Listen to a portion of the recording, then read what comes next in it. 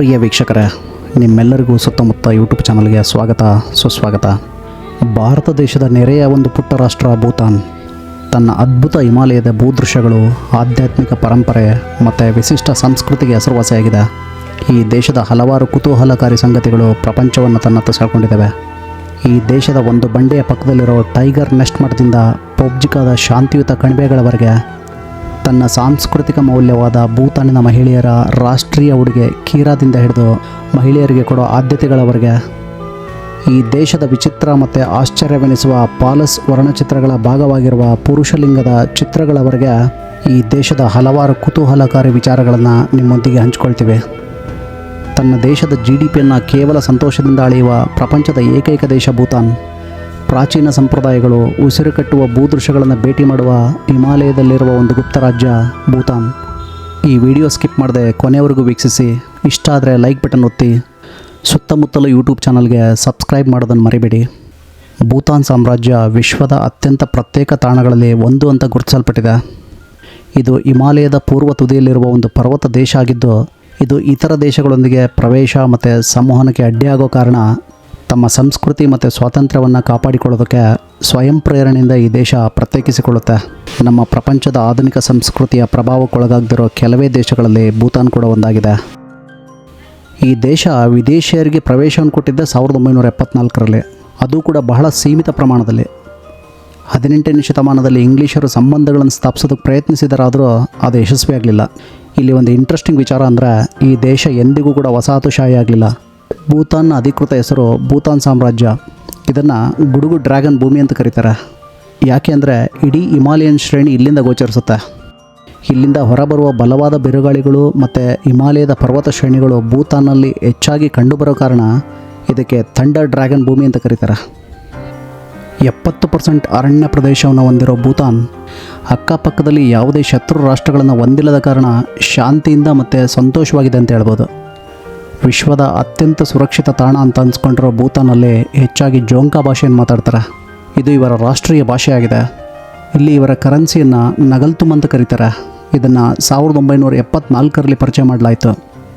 ಭೂತಾನ್ ರಾಷ್ಟ್ರೀಯ ಧ್ವಜದಲ್ಲಿರುವ ಡ್ರಗ್ ಅವರ ಪುರಾಣದ ಗುಡುಗು ಡ್ರ್ಯಾಗನ್ ಆಗಿದೆ. ಈ ಡ್ರ್ಯಾಗನ್ ತನ್ನ ಉಗುರುಗಳಲ್ಲಿ 4 ಆಭರಣಗಳು ಅಥವಾ ನಾರ್ಬಸ್ನ ಹಿಡಿದಿದೆ. ಇದು ರಾಷ್ಟ್ರದ ಸಂಪತ್ತು, ಸಮೃದ್ಧಿ ಮತ್ತು ಯೋಗಕ್ಷೇಮವನ್ನು ಸಂಕೇತಿಸುತ್ತೆ. ಈ ಧ್ವಜದ ಕೆಳಭಾಗದಲ್ಲಿರುವ ಕಿತ್ತಳೆ ಬಣ್ಣ ಬೌದ್ಧ ಧರ್ಮ ಮತ್ತು ಭೂತಾನಿಯರ ಆಧ್ಯಾತ್ಮಿಕತೆಯನ್ನು ಪ್ರತಿನಿಧಿಸುತ್ತೆ. ಈ ದೇಶದಲ್ಲಿ 1907ರಲ್ಲಿ ರಾಜಪ್ರಭುತ್ವ ರಚನೆ ಆಗುತ್ತೆ.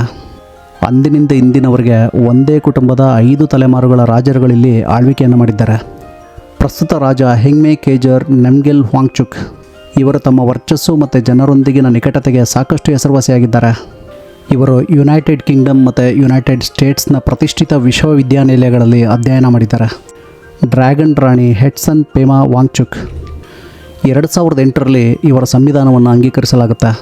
ಇತರ ಆಧುನಿಕ ಸಂವಿಧಾನಗಳ ಆಧಾರದ ಮೇಲೆ ಸಂಪೂರ್ಣ ರಾಜಪ್ರಭುತ್ವದಿಂದ ಸಾಂವಿಧಾನಿಕ ರಾಜಪ್ರಭುತ್ವಕ್ಕೆ ಇವರ ಆಳ್ವಿಕೆ ಪರಿವರ್ತನೆಗೊಂಡಿದೆ. ಅಂದರೆ ಈ ದೇಶ ರಾಜ ಮತ್ತು ಪ್ರಜಾಪ್ರಭುತ್ವ ಎರಡನ್ನೂ ಕೂಡ ಅಂಗೀಕರಿಸಿದೆ. ಭೂತಾನನ್ನು ಅತ್ಯಂತ ಕಿರಿಯ ಪ್ರಜಾಪ್ರಭುತ್ವ ಅಂತ ಪರಿಗಣನೆ ಮಾಡಲಾಗುತ್ತೆ. ಭೂತಾನ್ನಲ್ಲಿ 2 ಪ್ರಮುಖ ಧರ್ಮಗಳಿದ್ದಾವೆ. ಅದು ಬೌದ್ಧ ಧರ್ಮ ಮತ್ತು ಹಿಂದೂ ಧರ್ಮ. ಭೂತಾನ್ನಲ್ಲಿ 74% ಬೌದ್ಧ ಧರ್ಮದ ಜನರಿದ್ದರೆ 22% ಹಿಂದೂ ಧರ್ಮದ ಜನರಿದ್ದಾರೆ. ಇನ್ನು 1% ಕ್ರಿಶ್ಚಿಯನರಿದ್ದಾರೆ.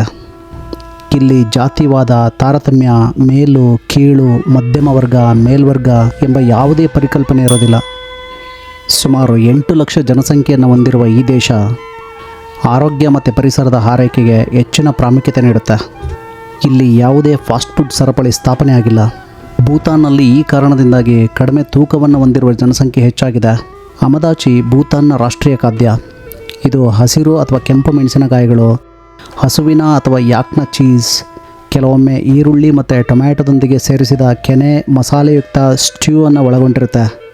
ಇದರೊಂದಿಗೆ ಕೆಂಪು ಅಥವಾ ಬಿಳಿ ಅಕ್ಕಿಯನ್ನು ಭಕ್ಷ್ಯವಾಗಿ ಸೇರಿಸಲಾಗುತ್ತೆ. ಈ ದೇಶದಲ್ಲಿ ಧೂಮಪಾನವನ್ನು ನಿಷೇಧ ಮಾಡಲಾಗಿದೆ.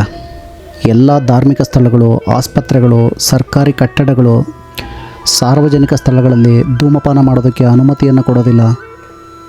ಇದನ್ನು ಮೀರಿ ಮಾಡಿದರೆ 3 ರಿಂದ 5 ವರ್ಷಗಳ ಕಾಲ ಶಿಕ್ಷೆ ವಿಧಿಸಲಾಗುತ್ತೆ. ಸಮುದ್ರ ಮಟ್ಟದಿಂದ 7657 ಅಡಿ ಎತ್ತರದಲ್ಲಿರುವ ವಿಶ್ವದ ಅತಿ ಎತ್ತರದ ರಾಜಧಾನಿ ಥಿಂಪು ಭೂತಾನಿನ ರಾಜಧಾನಿ ಥಿಂಪು ಸಂಚಾರ ದೀಪಗಳಿಲ್ಲದ ವಿಶ್ವದ ಏಕೈಕ ರಾಜಧಾನಿಯಾಗಿದೆ. ಸಂಚಾರ ಅಧಿಕಾರಿಗಳು ಪ್ರಮುಖ ಛೇದಕಗಳಲ್ಲಿ ಬೂತ್ಗಳಿಂದ ವಾಹನಗಳ ಹರಿವನ್ನು ನಿರ್ದೇಶನ ಮಾಡ್ತಾರೆ. ಪಾರೋ ಅಂತಾರಾಷ್ಟ್ರೀಯ ವಿಮಾನ ನಿಲ್ದಾಣ ಭೂತಾನ್ನ ಏಕೈಕ ಅಂತಾರಾಷ್ಟ್ರೀಯ ವಿಮಾನ ನಿಲ್ದಾಣ ಆಗಿದೆ. ಪ್ರಪಂಚದ ಹೆಚ್ಚಿನ ಪ್ರವಾಸಿಗರಿಗೆ ಇದೇ ಮುಖ್ಯದ್ವಾರ.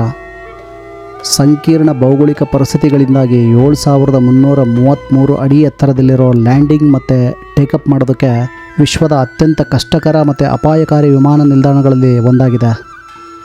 ತುಂಬ ನುರಿತ ಪೈಲಟ್ಗಳಿಗೆ ಮಾತ್ರ ಇಲ್ಲಿ ಲ್ಯಾಂಡಿಂಗ್ ಮಾಡೋದಕ್ಕೆ ಅರ್ಹತೆ ಇರುತ್ತೆ. ಪ್ರಪಂಚದ ಹೆಚ್ಚಿನ ದೇಶಗಳಿಗೆ ಹೋಲಿಸಿದರೆ ಸಮೂಹ ಮಾಧ್ಯಮ ಇಲ್ಲಿ ತುಂಬ ತಡವಾಗಿ ಬಂತು. ಈ ದೇಶದ ಜನರಿಗೆ 1988ರಲ್ಲಿ ರೇಡಿಯೋವನ್ನು ಪರಿಚಯಿಸಿದ ಕೊನೆಯ ದೇಶ ಇದು. 1999ರಲ್ಲಿ ಇಲ್ಲಿನ ಸರ್ಕಾರ ದೂರದರ್ಶನಕ್ಕೆ ಅನುಮತಿ ಕೊಡುತ್ತೆ.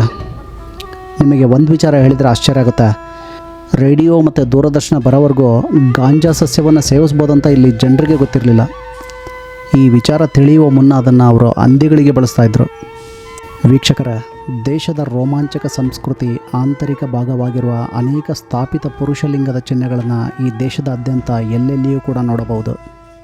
ಮನೆಗಳು ಮತ್ತು ದೇವಾಲಯದ ಗೋಡೆಗಳಿಂದ ಹಿಡಿದು ಸ್ಥಳೀಯ ಅಂಗಡಿಗಳಲ್ಲಿನ ಕೀ ಚೈನ್ಗಳು ಮತ್ತು ಸ್ಮಾರಕಗಳವರೆಗೆ ಪಾಲಸ್ಗಳು ಎನ್ನಲಾಗುವ ಈ ಚಿಹ್ನೆ ಎಲ್ಲ ಆಕಾರಗಳು, ಗಾತ್ರಗಳು ಮತ್ತು ಬಣ್ಣಗಳಲ್ಲಿ ಕಂಡುಬರುತ್ತೆ. ಈ ದೇಶದಲ್ಲಿ ಎದ್ದು ಕಾಣುವ ಪ್ರಾತಿನಿಧ್ಯಗಳು ದೇಶದ ಶ್ರೀಮಂತ ಆಧ್ಯಾತ್ಮಿಕ ನಂಬಿಕೆಗಳು ಮತ್ತು ಫಲವತ್ತತೆ, ರಕ್ಷಣೆಗೆ ಅದರ ಆಳವಾದ ಸಂಪರ್ಕವನ್ನು ಅವರಿಗೆ ನೆನಪಿಸುತ್ತೆ. ಭೂತಾನ್ ದೇಶದಲ್ಲಿ ಈ ಚಿಹ್ನೆ ಅಪಹಾಸ್ಯದ ಭಾಗವಾಗಿಲ್ಲ, ಬದಲಾಗಿ ಅದು ಆಧ್ಯಾತ್ಮಿಕ, ಅದೃಷ್ಟ ಮತ್ತು ರಕ್ಷಣೆಗೆ ಸಂಬಂಧಿಸಿದ ಪೂಜ್ಯ ಸಂಕೇತವಾಗಿದೆ. ದೈವಿಕ ಹುಚ್ಚ ಅಂತ ಕರೆಯೋ 15ನೇ ಶತಮಾನದ ಸನ್ಯಾಸಿ ಲಾಮಾ ಡ್ರುಕ್ಪಾ ಕುಂಡ್ಲೆ ಅವರ ಬೋಧನೆಯ ಬೇರುಗಳನ್ನು ಈ ಚಿಹ್ನೆ ಗುರುತಿಸುತ್ತೆ. ಇಲ್ಲಿ ಹೆಚ್ಚಿನ ಭೂತಾನಿಯರು ಚಂದ್ರನ ಕ್ಯಾಲೆಂಡರ್ನ ಅನುಸರಿಸೋದ್ರಿಂದ ಜನ್ಮದಿನಾಂಕದ ದಾಖಲೆಯನ್ನು ಇಟ್ಕೊಳ್ಳಿಲ್ಲ. ಈ ಕಾರಣದಿಂದಾಗಿ ಅವರ ವೈಯಕ್ತಿಕ ಜನ್ಮದಿನಗಳನ್ನು ಆಚರಣೆ ಮಾಡೋದಿಲ್ಲ. ಇಲ್ಲಿ ಪ್ರತಿಯೊಬ್ಬರ ಹುಟ್ಟುಹಬ್ಬವು ಭೂತಾನಿನ ಹೊಸ ವರ್ಷದ ಮೊದಲ ದಿನ ಅಂತ ಪರಿಗಣಿಸಲಾಗಿದೆ. ಭೂತಾನ್ ಹೆಚ್ಚು ಸಾಮೂಹಿಕ ಸಂಸ್ಕೃತಿಯನ್ನು ಹೊಂದಿರೋ ಕಾರಣ ಇಲ್ಲಿ ವೈಯಕ್ತಿಕ ಸಾಧನೆಗಳು ಅಥವಾ ಆಚರಣೆಗಳಿಗೆ ಹೆಚ್ಚಿನ ಪ್ರಾಮುಖ್ಯತೆಯನ್ನು ನೀಡೋದಿಲ್ಲ.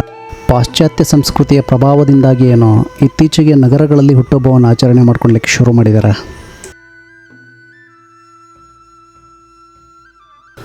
ರಾಜಧಾನಿಯ ಬುದ್ಧ ಡೋಡೆನ್ಮಾಕ್ಕೋ ನೆಲೆಯಾಗಿದೆ. ಇದು ಬೆಟ್ಟದ ಮೇಲೆ ನೆಲೆಗೊಂಡಿರೋ ಬೃಹತ್ ಬುದ್ಧ ಪ್ರತಿಮೆಯಾಗಿದ್ದು ಇದು ವಿಶ್ವದ ಅತಿ ದೊಡ್ಡ ಪ್ರತಿಮೆಗಳಲ್ಲಿ ಒಂದಾಗಿದೆ. ಭೂತಾನ್ನಲ್ಲಿ ಜನರು ಶಿಸ್ತುಬದ್ಧರಾಗಿದ್ದಾರೆ, ನಿಯಮ ಮತ್ತು ನಿಬಂಧನೆಗಳನ್ನು ಅನುಸರಿಸ್ತಾರೆ. ಸುಸ್ಥಿರ ಪ್ರವಾಸೋದ್ಯಮ ಇವರನ್ನು ಉತ್ತೇಜಿಸುತ್ತೆ. ಆದರೆ ಭೂತಾನ್ನಲ್ಲಿ ಪ್ರವಾಸೋದ್ಯಮ ಇತ್ತೀಚೆಗೆ ದುಬಾರಿ ಆಗ್ತಾ ಇದೆ ಅನ್ನೋ ಮಾತುಗಳು ಕೇಳಿಬರ್ತಾ ಇದೆ. ಇವರ ಸರ್ಕಾರವನ್ನು ಎಲ್ಲವನ್ನೂ ಆಮದು ಮಾಡಿಕೊಳ್ಳೋ ರೀತಿಯಲ್ಲಿ ವಿನ್ಯಾಸ ಮಾಡಲಾಗಿದೆ. ಆದರೂ ಕೂಡ ಇಲ್ಲಿಯ ಬೆಲೆಯನ್ನು ಸ್ಥಳೀಯ ಜನರಿಗೆ ಅನುಕೂಲ ಆಗೋ ರೀತಿಯಲ್ಲಿ ವಿನ್ಯಾಸಗೊಳಿಸಲಾಗಿದೆ. ಯಾವುದೂ ಕೂಡ ದುಬಾರಿ ಅಲ್ಲ. ಇಲ್ಲಿ ನೀರು, ವಿದ್ಯುತ್, ಶಿಕ್ಷಣ, ಆರೋಗ್ಯ ಎಲ್ಲ ಉಚಿತ.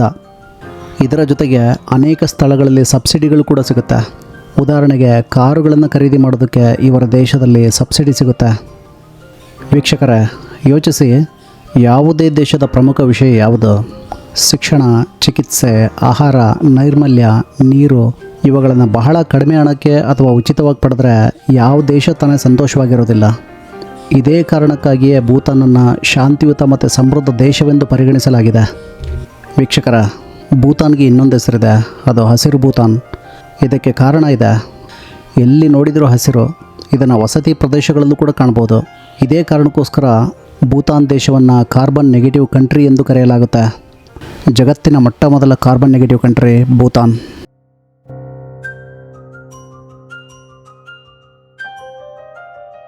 ವೀಕ್ಷಕರೇ, ಸಾಂಪ್ರದಾಯಿಕವಾಗಿ ಭೂತಾನ್ ಸಮಾಜ ಪುರುಷರಿಗಿಂತ ಹೆಚ್ಚು ಮಾತೃವಂಶೀಯ ಆನುವಂಶಿಕತೆಯನ್ನು ಹೊಂದಿದೆ. ಅಂದರೆ ಇಲ್ಲಿ ಆಸ್ತಿ ಮತ್ತು ಕುಟುಂಬದ ಸ್ವತ್ತುಗಳನ್ನು ಸ್ತ್ರೀ ವಂಶದ ಮೂಲಕ ರವಾನಿಸಲಾಗುತ್ತೆ. ಇದು ಮಹಿಳೆಯರಿಗೆ ಗಣನೀಯ ಆರ್ಥಿಕ ಮತ್ತು ಸಾಮಾಜಿಕ ಸ್ಥಾನವನ್ನು ನೀಡುತ್ತೆ.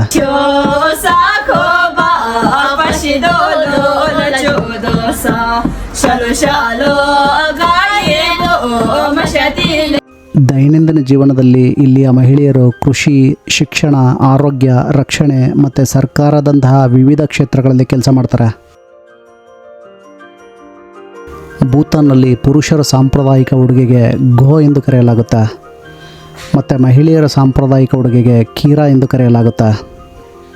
ಘೋ ಎಂಬುದು ಮೊಣಕಾಲಿನ ಉದ್ದದ ನಿಲುವಂಗಿಯಂತಹ ಉಡುಪಾಗಿದ್ದು ಇದನ್ನು ಖೇರಾ ಎಂದು ಕರೆಯಲ್ಪಡುವ ನೇಯ್ದ ಬಟ್ಟೆಯ ಬೆಲ್ಟ್ನಿಂದ ಮಡಚಿ ಸೊಂಟದಲ್ಲಿ ಕಟ್ಟಲಾಗುತ್ತೆ.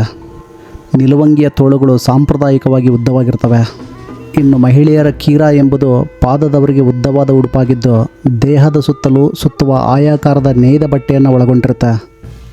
ಇದನ್ನು ಕೋಮ ಎಂದು ಕರೆಯಲ್ಪಡುವ ಅಲಂಕೃತ ಬ್ರೂಚ್ಗಳಿಂದ ಭುಜಗಳಲ್ಲಿ ಹಿಡಿದಿಟ್ಟುಕೊಳ್ಳಲಾಗುತ್ತೆ ಮತ್ತು ಖೇರಾ ಬೆಲ್ಟ್ನೊಂದಿಗೆ ಸೊಂಟದಲ್ಲಿ ಸಿಂಕ್ ಮಾಡಲಾಗುತ್ತೆ. ಭೂತಾನ್ನಲ್ಲಿ ಯಶಸ್ಸನ್ನು ಒಟ್ಟು ದೇಶೀಯ ಉತ್ಪನ್ನದಿಂದ ಅಳೆಯಲಾಗುವುದಿಲ್ಲ, ಆದರೆ ಅದನ್ನು ಸಂತೋಷದಿಂದ ಅಳೆಯಲಾಗುತ್ತೆ. ಅವರು ಒಟ್ಟು ರಾಷ್ಟ್ರೀಯ ಸಂತೋಷದ ಮೇಲೆ ಕೇಂದ್ರೀಕರಿಸ್ತಾರೆ. ಇದು GDP ಥರ ಒಂದು ದೇಶದ ನಿಜವಾದ ಸಂಪತ್ತು, ಹಣ ಮತ್ತು ಭೌತಿಕ ಸರಕುಗಳಲ್ಲಿ ಕಂಡುಬರೋದಿಲ್ಲ, ಆದರೆ ಅದು ಜನರ ಯೋಗಕ್ಷೇಮ ಮತ್ತು ಸಂತೋಷದಲ್ಲಿ ಕಂಡುಬರುತ್ತೆ. ಭೂತಾನ್ ದೇಶವನ್ನು ವಿಶ್ವದ ಅತ್ಯಂತ ಸಂತೋಷದಾಯಕ ದೇಶಗಳಲ್ಲಿ ಒಂದು ಅಂತ ಕರೆಯಲಾಗುತ್ತೆ. GDPಯನ್ನು ಅಳೆಯದ ಏಕೈಕ ದೇಶ ಭೂತಾನ್. GNH ಜಾರಿಗೆ ತಂದ ವಿಶ್ವದ ಮೊದಲ ದೇಶ. ಭೂತಾನ್ನ 4ನೇ ರಾಜ GNHನ್ನು ಅಧಿಕೃತವಾಗಿ ಜಾರಿಗೆ ತರ್ತಾರೆ. ಈ ಕಾರಣದಿಂದ ಇಲ್ಲಿ ಶಿಕ್ಷಣ, ಆರೋಗ್ಯ, ರಕ್ಷಣೆ ಭೂತಾನ್ ಜನರಿಗೆ ಸಂಪೂರ್ಣ ಉಚಿತವಾಗಿದೆ. ಸಮುದ್ರ ಮಟ್ಟದಿಂದ 11,500 ಅಡಿ ಎತ್ತರದಲ್ಲಿರೋ ಪಾರೋ ಕಣಿವೆಯ ಬಂಡೆಯ ಮೇಲೆ ನೆಲೆಗೊಂಡಿರೋ ಹುಲಿಯಗೂಡು ಅಥವಾ ಟಾಟ್ ಚಾಂಗ್ ಪಾಲ್ಟಗ್ ಮಠ ಇದು ಭೂತಾನ್ನ ಅತ್ಯಂತ ಪವಿತ್ರ ಮತ್ತು ಪೂಜ್ಯ ಸ್ಥಳಗಳಲ್ಲಿ ಒಂದಾಗಿದೆ. ಭೂತಾನ್ ಯಾತ್ರಿಕರು ಮತ್ತು ಪ್ರಪಂಚದ ಪ್ರವಾಸಿಗರು ಹೆಚ್ಚು ಭೇಟಿ ನೀಡುವ ತಾಣಗಳಲ್ಲಿ ಇದು ಒಂದಾಗಿದೆ. ವೀಕ್ಷಕರೇ, 2002ರಲ್ಲಿ 3D ಪೋಸ್ಟ್ ಸ್ಟಾಂಪನ್ನು ಪರಿಚಯಿಸಿದ ವಿಶ್ವದ ಮೊದಲ ದೇಶ ಭೂತಾನ್ ಎಂದು ತಿಳಿದರೆ ನಿಮಗೆ ಆಶ್ಚರ್ಯ ಆಗುತ್ತೆ. ಇಂದು ಜಗತ್ತು ಸಾಕಷ್ಟು ಪ್ರಗತಿಯನ್ನು ಸಾಧಿಸಿದೆ, ಆದರೆ 3Dಯಲ್ಲಿ ಪೋಸ್ಟ್ ಸ್ಟಾಂಪನ್ನು ಅಧಿಕೃತವಾಗಿ ಬಿಡುಗಡೆ ಮಾಡಿ ಈ ತಂತ್ರಜ್ಞಾನವನ್ನು ಬಳಸಿದ ವಿಶ್ವದ ಮೊದಲ ದೇಶ ಭೂತಾನ್. ವೀಕ್ಷಕರೇ, ಇಂದು ಅನೇಕ ರಾಷ್ಟ್ರಗಳು ಅಂತ್ಯವಿಲ್ಲದ ಬೆಳವಣಿಗೆಯನ್ನು ಬೆನ್ನತ್ತಿರುವಾಗ ಭೂತಾನ್ ಸುಸ್ಥಿರ ಜೀವನದ ದಾರಿದೀಪವಾಗಿ ನಿಂತಿದೆ.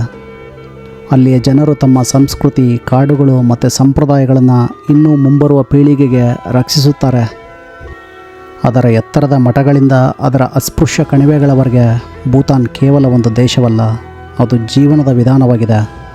ನಿಜವಾದ ಸಂತೋಷ ಅನ್ನೋದು ಸರಳತೆ, ಗೌರವ ಮತ್ತು ಸಾಮರಸ್ಯದಲ್ಲಿದೆ ಅನ್ನೋದನ್ನು ನೆನಪಿಸುತ್ತೆ.